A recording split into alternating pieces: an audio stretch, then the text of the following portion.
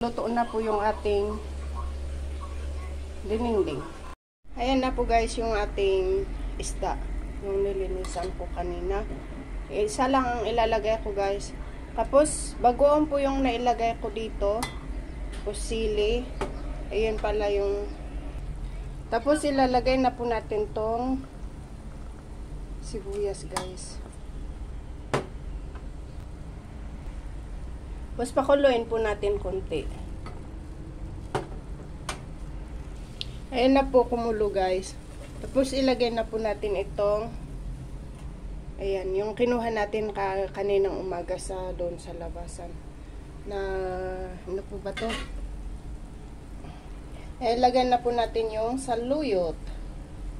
Yan po yung sabing dininding ng Ilocano. Ayan.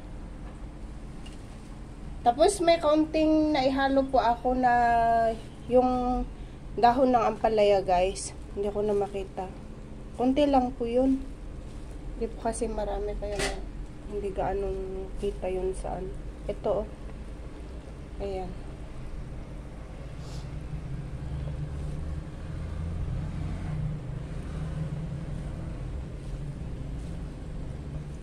Ayan. Dahon ng ampalaya guys. Green na po kasi lahat. So, ayan na po yung ating dininding guys. Nasa luyot at saka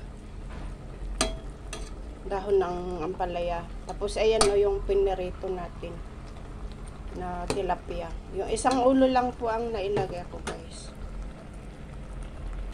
Ayan na po guys. Maluluto na po yung ating dininding. Ayan. Ayan. So, maraming salamat po sa panonood. Ayan, may ulam yung anak ko. Bye-bye po.